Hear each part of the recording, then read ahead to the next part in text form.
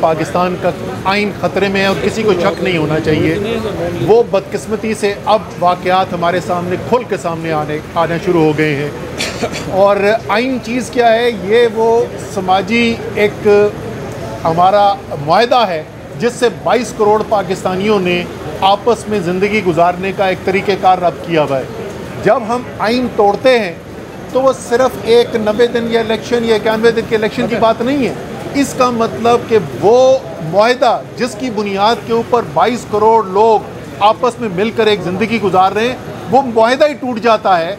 और अगर कोई समाजी मुआहदा ही मौजूद नहीं है, अगर कोई ऐसी चीज़ ही मौजूद नहीं है जिसकी बुनियाद के ऊपर 22 करोड़ लोगों को जोड़ के रखा जाए, तो इसका मतलब हम कौमी सलामती के लिए भी ख़तरात पैदा कर रहे हैं। आइन मुक़द्दम है सबके लिए।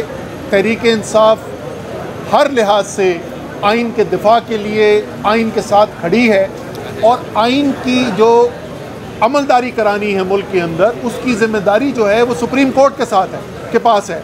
और अगर सुप्रीम कोर्ट के अंदर कोई उनके ऊपर दबाव डालने की कोशिश की जा रही है, कोई उनके अंदर तफर्रुक़ा पैदा करने की कोशिश की जा रही है, हम सख्त तरीन उसकी मज़म्मत करते हैं। हमारे लिए तमाम सुप्रीम कोर्ट के जज जो हैं, साहिबान जो हैं, वो सब बाइस एहतराम हैं।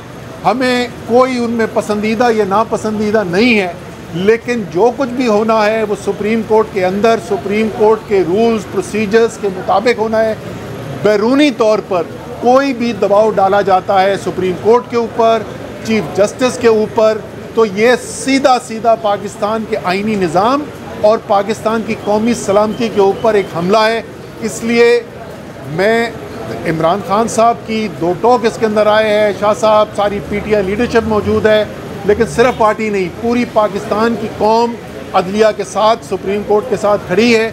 जो भी फ़ैसला उनका आएगा वो बेंच तब्दील करते हैं, उन्हीं 4 जजेस से आगे चलाते हैं, बड़ा करते हैं बेंच को, जो भी करते हैं हम उसको सपोर्ट करेंगे और उम्मीद यही रखेंगे, क्योंकि ये वाहिद रास्ता है पाकिस्तान को बहरान से निकालने का।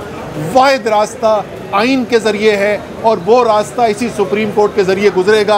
और तमाम मुहब्बे वतन पाकिस्तानियों को इस वक्त सुप्रीम कोर्ट के साथ खड़ा होना चाहिए ताकि वो आइन का दिफा कर सकें, यानी पाकिस्तान का दिफा कर सकें। उमर साहब ये बताएं कि ये जो बेंच टूटा है, क्या इसमें भी हुकूमत का कोई किरदार है? आपके बताएं ना। ये देखिए, ये तो बिल्कुल हमें वाज़े नज़र आ रहा है कि दबाव डालने की कोशिश की जा रही है सुप्रीम कोर्ट के ऊपर।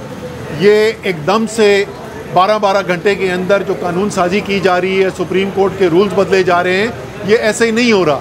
इस सब का ताल्लुक़ उससे है जो सुप्रीम कोर्ट के अंदर हो रहा है और जो आज हो रहा है। और ये भी कमाल की बात है, पाकिस्तानियों को मैं याद दिला दूं, ये जो PDM की हुकूमत इस वक्त बैठी हुई है, ये एक सुप्रीम कोर्ट के फ़ैसले के नतीजे में इनका क़याम आया था और वो एक अज़ खुद नोटिस था जो इसी उमर अता बंदियाल चीफ जस्टिस पाकिस्तान ने लिया था। उस वक़्त इनको ना उमर अता बंदियाल के ऊपर कोई एतराज़ था, ना खुद नोटिस के ऊपर एतराज़ था, ना सुप्रीम कोर्ट के ऊपर एतराज़ था। अपील का हक मिल रहा है आपको अब तो नए कानून के तहत। Thank you.